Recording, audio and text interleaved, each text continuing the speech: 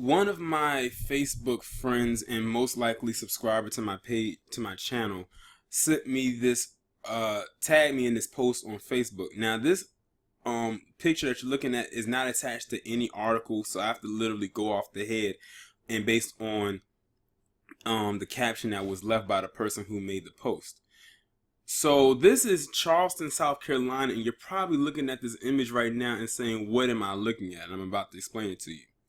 But first, we all know what has been going on recently in the establishment with white people calling the cops on black people for the most obscene of things. You had one call because of a barbecue, you had one call because of water, you had one call because of smoking a cigarette, you had one call because of the pool, you had one call because they were standing outside of a restaurant just having casual conversation.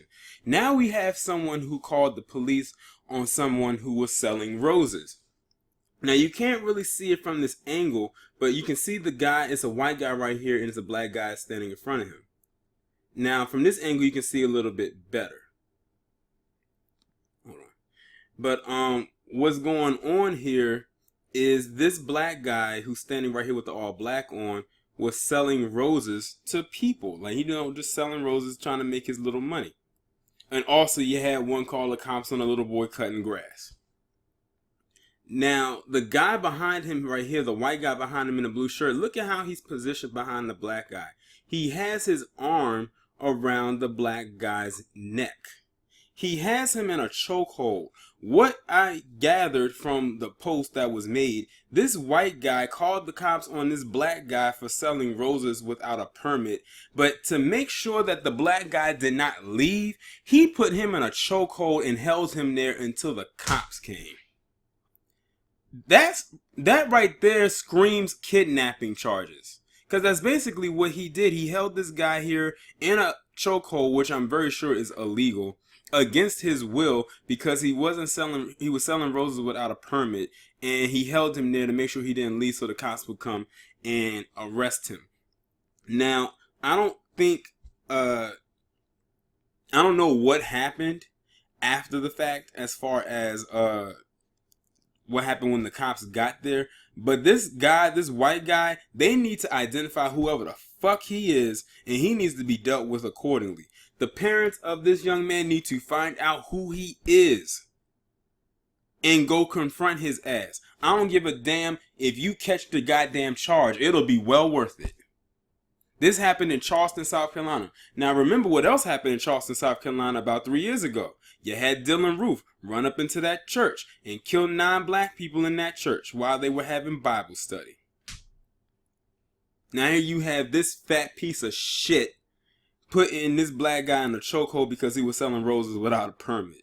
These people are unfucking believable. Now let one of our black ass run up on their kids and do some shit like this. Oh, they would bring hell down on every last one of us. This shit is it's unbelievable, but it's not unbelievable at the same time. It's not surprising that they will stoop as low as they can possibly. Every time I think they can't get any lower, they prove me wrong. They can sink as low as they possibly can, and I don't think that there's no stopping in sight for them. They get more petty by the day. All I am saying is they need to identify whoever this motherfucker is and deal with him accordingly.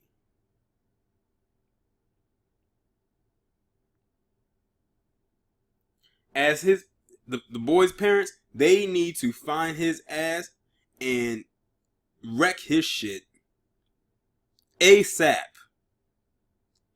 I don't care. I don't have any other words to describe this shit. Y'all let me know what you think down in the comments. Like, share, subscribe, donate to the PayPal if you can, and become a Patreon if you would like as well. I'll talk to you in the next one. And one last thing, and I'm glad that I was scrolling through the comments under the piece that I was reading to spot this. Because somebody said, you mean to tell me you had all those adults standing around and not one did a thing? Well, look at who's standing around him. It's mostly white people. He looks like he's the only black person in that surrounding area. Them white people got on cold and didn't even help him. That guy could have probably choked him right then and there. That's another reason why we need to travel in packs. You can't be alone by yourself. And this happened in broad daylight. This didn't happen at night. This happened during the daytime where everything could be seen. It's not so much the fact that he was selling without a permit. It was the fact because he was a black person selling in a mostly white area, and he probably never seen him before, and he thought he was suspicious. You know, that's that age-old thing, that paranoia that white people got about him when it comes to black people.